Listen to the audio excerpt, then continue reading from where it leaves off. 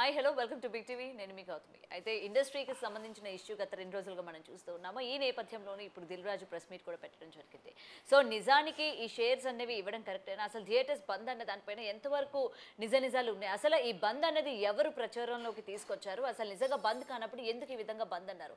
And ముఖ్యంగా ఇవన్నీ కూడా పవన్ కళ్యాణ్ సినిమా రిలీజ్కి ముందు కావాలని చేస్తున్నారు. ఎందుకంటే గతంలో కూడా ఈ టికెట్స్ రేట్స్ ఏవైతే ఉన్నాయో అలా అంటే రేట్స్ పెంచే విషయంలో కూడా ఇష్యూస్ జరిగి ఉన్న రేట్కి సినిమా కూడా రిలీజ్ అవ్వడం కూడా జరిగింది. మరి ఇప్పుడు ఇన్ని ఇయర్స్ తర్వాత మళ్ళీ పవన్ కళ్యాణ్ సినిమా వస్తోంది అనుకున్న టైంలో ఎందుకు ఇష్యూస్ అన్నవి కూడా రైజ్ అవుతూ ఉన్నాయి. సో వీటన్నిటి గురించి కూడా మాట్లాడితే మరి మనతో పాటు ప్రముఖ ప్రొడ్యూసర్ నట్కుమార్ గారు ఉన్నారు. సార్ నమస్తే సార్.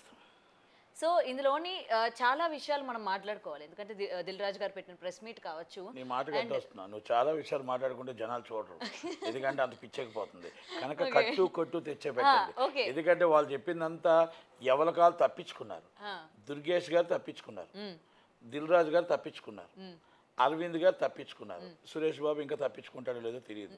ద్వారపూర్ చంద్రశేఖర్ రెడ్డి గారు నాకు సంబంధం లేదని ఆయన ప్రెస్ నోట్ ఇచ్చాడు. నట్కుమార్ గారు ఇచ్చింది ఆ ఆలోచన లేకుండా ఇచ్చారు అన్నాడు. ఓకే, నేను ఇచ్చానా, దాని తగ్గట్టు నా కాడ వస్తే నేను అదే నేను ఏ రూట్ అని నేను చెప్పొచ్చు. ఓకే, నా అనుమానం నాకు ఉంది, నా అనుమానం ఉంది. ఆ అనుమానం ఏంటి అనేది నేను తర్వాత చెప్తా. ఎవరైనా మాట్లాడితే ఇప్పుడు మాట్లాడినప్పుడు నేను కూడా చెప్పాల్సిన అవసరం లేదు, ఎందుకంటే ఎవరికైనా రాజీ పడిపోయారు, రాజీ పడాలని కోరుకుంటాం. కానీ ఇక్కడ ఇదంతా పవన్ కళ్యాణ్ గారికి తప్పుడు సమాచారం ఇచ్చారు అంటారు, కందుల దుర్గేష్ గారికి తప్పుడు సమాచారం ఇచ్చారు అంటారు. మరి తప్పుడు సమాచారం ఇస్తే వాళ్ళు ఎలా మాట్లాడతారు గవర్నమెంట్ నుంచి? అంటే అంత నిజ నిజాలు తెలుసుకోకుండానే పవన్ కళ్యాణ్ గారు మాట్లాడేస్తారా? నిజ నిజాలు తెలుసుకోకుండానే దుర్గేష్ గారు మాట్లాడేస్తారా? ఏప్రిల్ 19వ తారీఖు నాడు పురిడు పోసుకుంది రాజమండ్రిలో అనుశ్రీ సత్యనారాయణ గారు, జనసేన పార్టీ ఇన్ఛార్జ్, ఆయన పెట్టాడు అంటున్నాడు. ఆయన ఏం చెప్పాడండి? ఆయన ఏం మాట్లాడాడు? వీడియోల కోసం మాట్లాడుతున్నారు కదా. ఆయన బంద్ చేస్తానని చెప్పలా. మేము పర్సంటేజ్ సిస్టమ్ మా జిల్లా అందరూ అనుకుంటున్నాము, మా జిల్లా పర్సంటేజ్ సిస్టమ్ జూన్ 1 నుంచి పర్సంటేజ్ ఇచ్చిన వాళ్ళ సినిమాలు మేము వేస్తాము అన్నారు. బాగా అండర్లైన్ చేసుకోండి. ఆయన చెప్పినట్టే, దిల్ రాజు గారు చెప్పినట్టే అండర్లైన్ చేయండి. పర్సంటేజ్ సిస్టమ్ ఇచ్చిన వాళ్ళకు మాత్రమే మేము సినిమా వేసుకుంటామని మా ఈస్ట్ గోదావరి జిల్లా, మా జిల్లా దాకా మేము తీర్మానించుకుంటున్నాము. ఓకే కదా, వాళ్ళు బంద్ చేస్తానని చెప్పలేదే, ఇచ్చినా వేస్తానన్నారు. అక్కడి నుంచి మీరు ఈ ఫిలిం ఛాంబర్లో ఏం జరిగింది, ఓకే, దాన్ని అంతా కూడా మీరు చాలా చక్కగా చెప్పారు, హ్యాపీ. మరి దాంట్లోనున్న వాళ్ళే కదా మీరే చెప్తున్నారు. ఒక ఛాంబర్, నేను council joint secretary, without intimation, executor without intimation, ఎవరికి ఏమీ తెలియవు. బయట నా లాన్ నుంచి ఒక ఫోన్ వచ్చింది, ఫోన్ వచ్చి థియేటర్స్ బంద్ అన్నారు. మీలాంటి ఒక ఫోన్ వచ్చింది, నాలాంటి ఒక ఫోన్ వచ్చింది, నాలాంటి ఒక ఫోన్ వస్తే నేను మరీ చెప్పా. 18వ తారీఖు నాడు వచ్చిన తర్వాత ప్రతి ప్రెస్ మీరు చూసుకోండి యూట్యూబ్లో, నేనేం చెప్పా, బంద్ అనే ప్రసక్తే లేదు, బంద్ అనే ప్రసక్తి రాదు, రాబోదు. ఏది చెప్పినా థియేటర్లు 1వ తారీఖు రన్ అవుతాయి. నేను అది మళ్ళీ ఇంకోటి కూడా చెప్పా, ఈ ముగ్గురే ఈ నలుగురే అంటే నేను అది కూడా చెప్పా.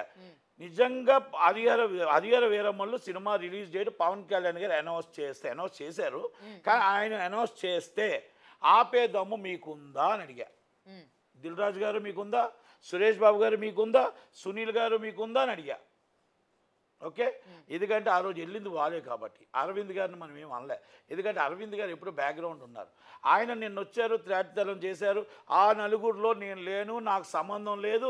ఆ థియేటర్లు కూడా లేవు, 15 థియేటర్లు. ఓకే, మీ దగ్గర 15 ఉన్నాయా, 40 ఉన్నాయా, కృష్ణా జిల్లా ఎన్ని ఉన్నాయి, వెస్ట్ గోదావరిలో ఎన్ని ఉన్నాయి, ఈస్ట్ గోదావరిలో ఎన్ని ఉన్నాయి, తెలంగాణలో మీకు ఓనర్షిప్గా మీకు ఉంది.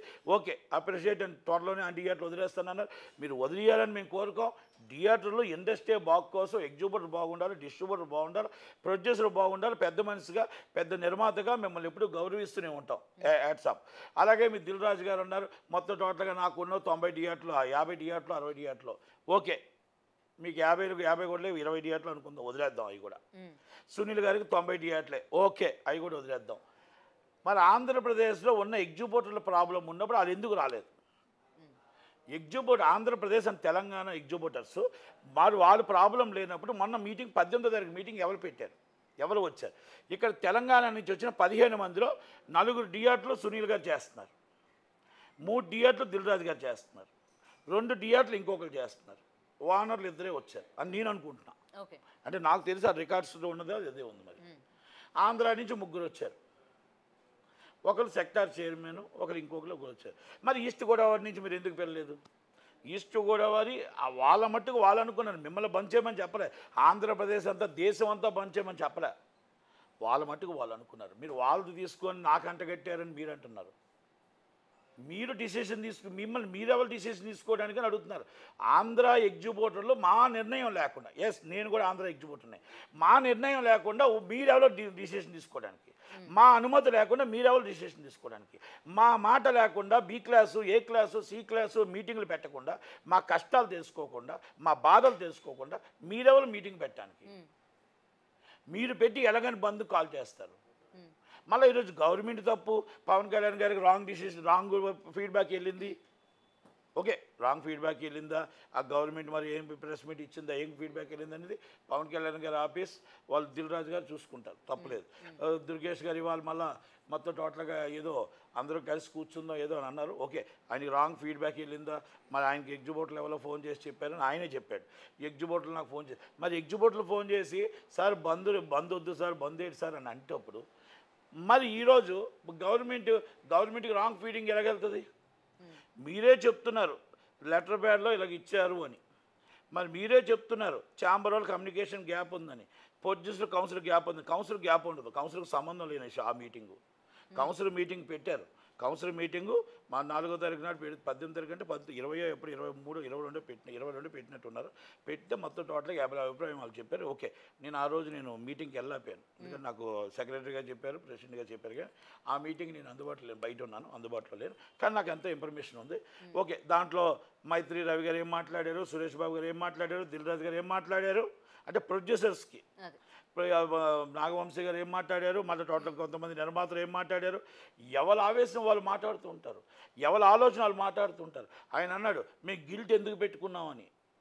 ఈరోజు నేను చెప్తున్నా దిల్ రాజు గారికి, నేను ఈరోజు తెలుగు ఫిల్మ్ ఛాంబర్లో ప్రెసిడెంట్ మిమ్మల్ని చెయ్యాలి అని కోరుకునేది నాది ఫస్ట్. ఎందుకంటే అవగాహన ఉంది, 10 మందితో మాట్లాడుకొని ఇండస్ట్రీ బాగుపడతారని చెప్పిన దాంట్లో నేనున్నా.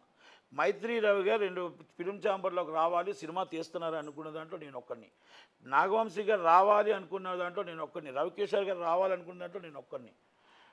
మేము ఎందుకంటే ఛాంబర్లో అందరూ ఉంటే ఏ విషయాలు ఉన్నా కులసంగా మాట్లాడుకొని నిర్ణయం తీసుకోవచ్చు అనే ఉద్దేశం. మీరు ఇన్ని మాట్లాడారు కదా ప్రెస్ మీట్ పెట్టి, దిల్ రాజు గారు కానీ అరవింద్ గారు కానీ పెద్దలు, మీరు మాట్లాడితే 10 నిమిషాల్లో సాల్వ్ అయ్యే మీటింగ్ని బంద్ దాకా ఎందుకు తీసుకొచ్చారు? మీరు ఏ రోజైనా సినిమా పెద్దల దగ్గరికి, ఇది సీఎం గారి దగ్గరికి, వాళ్ళ దగ్గరికి ఆఫీస్ బ్యారలు తీసుకుని వెళ్ళారా? మీరు ఇప్పుడు నో ప్రభుత్వానికి సినిమాకి సంబంధం లేదని కొంతమంది మాట్లాడతారు. ప్రభుత్వమే పెద్దన్న, ప్రభుత్వం పెద్దన్న అన్నప్పుడు మీరు ఎంతసేపు ఒక్కసారి చార్టర్డ్ ఫ్లైట్లో 10 మందికే ఖాళీ, ఇంటినే సీఎం ఆఫీస్ నుంచి వైజాగ్ నుంచి మన విజయవాడ నుంచి ఆఫీస్ నుంచి ఫోను 9 మందిని రమ్మన్నారు. ఇక్కడ ఆఫీసు రేవంత్ రెడ్డి గారు 8 మందినే రమ్మన్నారు. మరి 8 మంది మీ పెద్దోళ్ళే వెళ్తారు, మరి మీ బాధలే తెలుస్తాయి. ఎగ్జిబిటర్ బాధ ఎప్పుడు తెలుస్తుంది, డిస్ట్రిబ్యూటర్ బాధ ఎప్పుడు తెలుస్తుంది, ప్రొడ్యూసర్ చిన్న సినిమా బాధ ఎప్పుడు తెలుస్తుంది, చిన్న సినిమా కష్టం ఎప్పుడు తెలుస్తుంది. మమ్మల్ని మీరు కలవలేదు అంటే మీరు కలిస్తే వాళ్ళు 9 మందినే రమ్మంటారు, వాళ్ళు 8 మందినే రమ్మంటారు. ఇదే మాట ఛాంబర్లో చెప్తున్నారు వాళ్ళు, ఇదే మాట మాట్లాడుతున్నారు. ఇదిగో ఇలా మనం ఎవరు వెళ్ళటానికి ఉండదు, పెద్దవాళ్ళు ఎవరు వెళ్ళటానికి ఉండదు, ఓన్లీ 8 మంది. ఆ 8 మందికి ఓకే సురేష్ బాబు గారు అండ్ కళ్యాణ్ గారు సోన్సో 8 మెంబర్స్ 9 మెంబర్స్ ఈజ్ కమింగ్. ఇది జగన్మోహన్ రెడ్డి గారి దగ్గర కానీ, చంద్రబాబు నాయుడు గారి దగ్గర కానీ, పవన్ కళ్యాణ్ గారి దగ్గర కానీ జరిగింది. ఓకే, నిన్నటి నుంచి పవన్ కళ్యాణ్ గారికి అర్థమైందని నేను అనుకుంటున్నా. ఎందుకంటే చిన్న సినిమాలో ఉన్న వాళ్ళందరూ కూడా మరి మీరు అపీల్ చేసుకుంటే ఒకప్పుడు రాజశేఖర్ గారి టైంలో మేము అలాగే చేస్తాం. వాళ్ళు మార్నింగ్ వెళ్తే నేను ఈవినింగ్ తీసుకెళ్ళా, నేను చైర్మన్గా ఉండేవాడిని. అప్పుడు మార్నింగ్ వెళ్తే ఈవినింగ్ తీసుకెళ్ళేవాడిని మీటింగ్కి. కిరణ్ కుమార్ రెడ్డి గారి దాంట్లో మార్నింగ్ తీసుకెళ్తే ఈవినింగ్ తీసుకెళ్ళేవాడిని.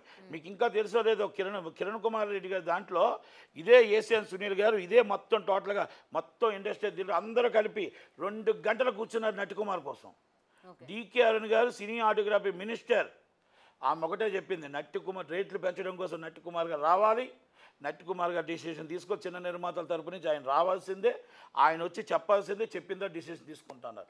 నేను లేట్ అయ్యాను ట్రాఫిక్లో. వచ్చిన తర్వాత అడిగారు కుమార్ గారు మరి ఏంటి అని అడిగితే ఇందరూ ఉన్నారు ఈ పెద్ద మనసు అంతా కూర్చుంటప్పుడు, అక్క ఏంటంటే మాకు ఆ రోజు 100 రూపాయలు పెంచాలి, అక్క 100 రూపాయలు మీరు పెంచితే మాకు చిన్న సినిమా ఆ రోజు 50 రూపాయలు 60 రూపాయలు 75 రూపాయలు ఉండే మీరు 75 రూపాయలకే జనాలు వెళ్ళట్లేదు మాకు 30 రూపాయలకి ఆ రోజు పరిస్థితి అది కనుక ఆమె చెప్తే ఒకటే చెప్పింది మీరు మాట్లాడుకొని కుమార్ గారిని ఒప్పించుకొని ఛాంబర్లో మాట్లాడుకొని ఏకాగ్రం తెచ్చుకొని మీరు నా దగ్గర రండి నేను రేట్లు పెంచలేనని చెప్పి వెళ్ళిపోయింది ఆమె వెళ్ళిపోతే మళ్ళీ మాకు వచ్చి 2 వారాలు రేట్లు పెంచుకోవడానికి మళ్ళీ ఛాంబర్లో కూర్చొని పెద్దవాళ్ళ సినిమాకి అంగీకరించి మళ్ళీ దానికి లెటర్ ఇచ్చాం ఇది ఆ రోజు జరిగిన పద్ధతులు ఈరోజు ఉన్నాయా ఈరోజు మీ ప్రెస్ ముందు ఎందుకు మాట్లాడుతున్నా నాకు ఛాంబర్లో అవకాశం ఉంటే ఛాంబర్లో మాట్లాడతా గవర్నమెంట్ దగ్గర అవకాశం ఉంటే గవర్నమెంట్ దగ్గర మాట్లాడతా మాకు అవకాశం లేకపోతే ఎక్కడ మాట్లాడతాం మైక్ ముందు మాట్లాడతాం ఈ మైక్ ఎక్కడికి వెళ్తుంది గవర్నమెంట్కి వెళ్తుంది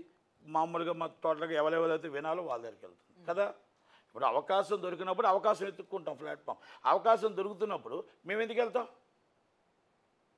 మాట్లాడడానికి చాలా ఉన్నాయి కానీ అన్నీ బయట పెట్టలేము ఇప్పుడు మీటింగ్లో కొన్ని విషయాలు ఉంటాయి నేను మీటింగ్కి వెళ్తే నేను బయట ఎప్పుడు మాట్లాడను మీటింగ్లో మాట బయట మాట్లాడను ఎందుకో తెలిసిన అదొక కమిట్మెంట్ మేము లోన మాట్లాడే విషయం బయటకు తెలియకూడదు ఇది కమిట్మెంట్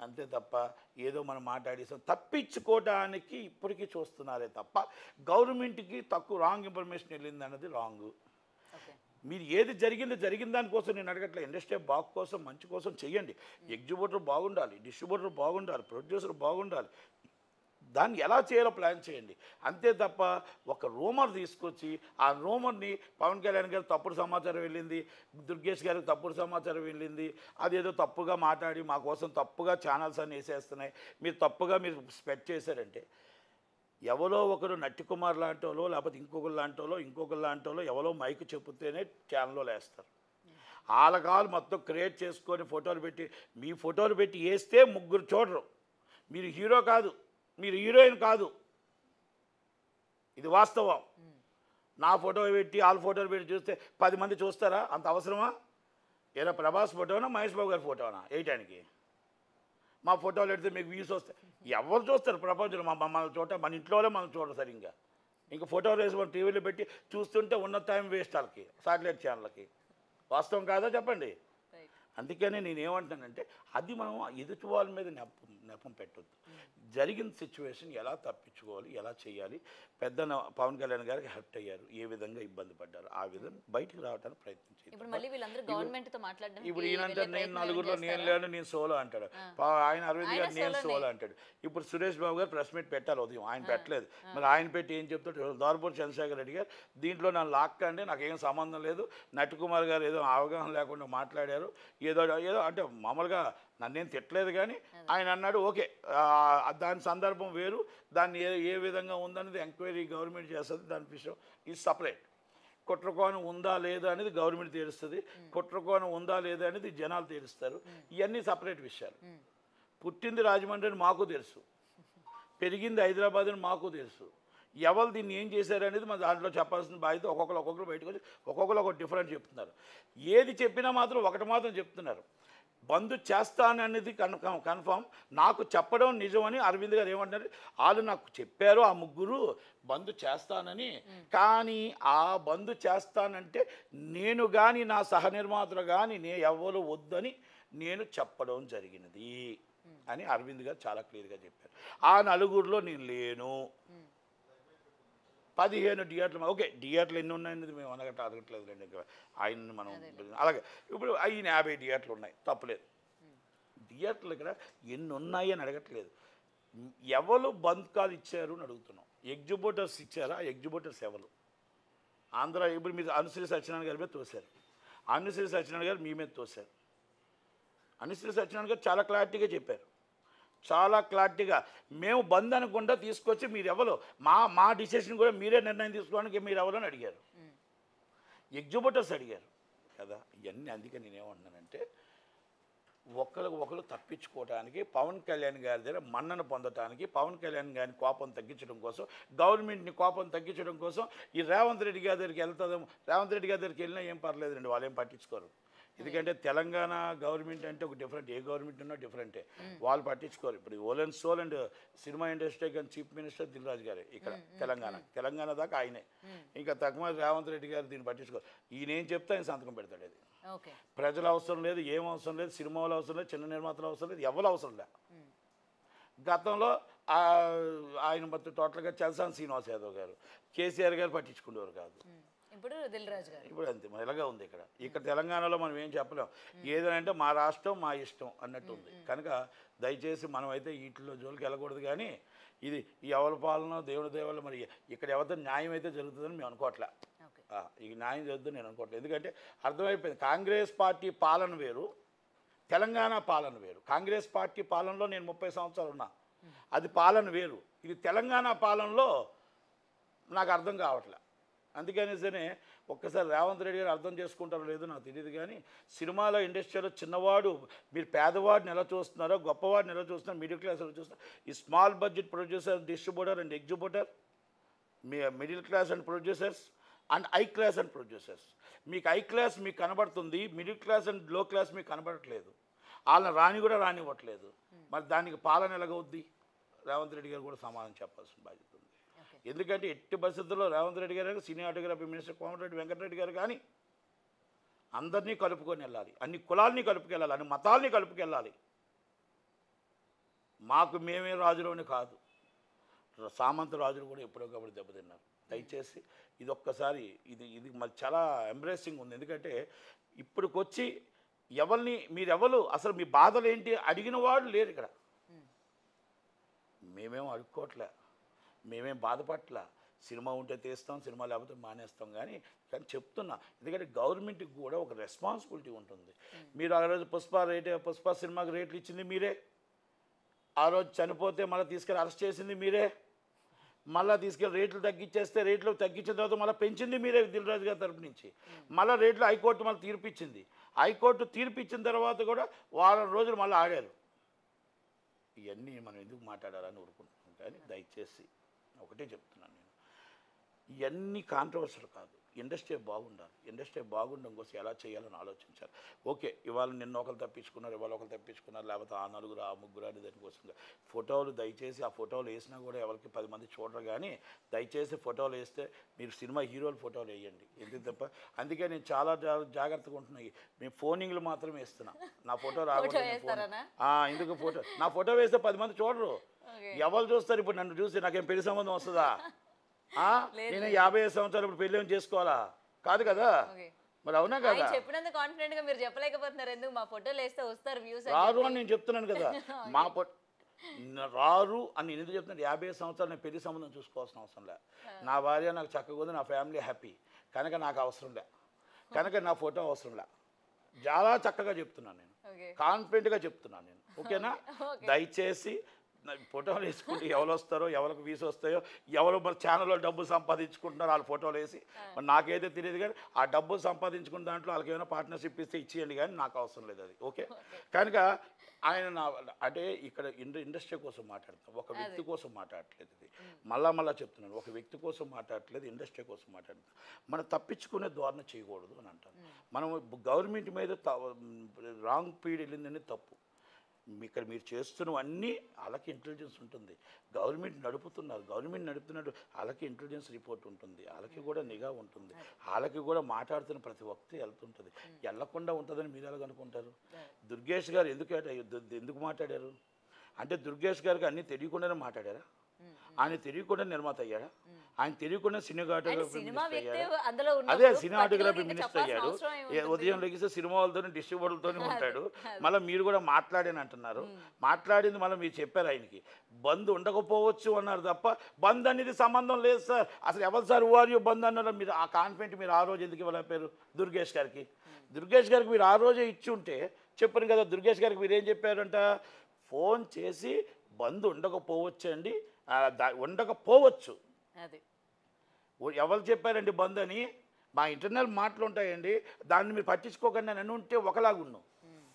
బంద్ ఉండకపోవచ్చు అని అంటే చెప్పనకే చెప్పారు.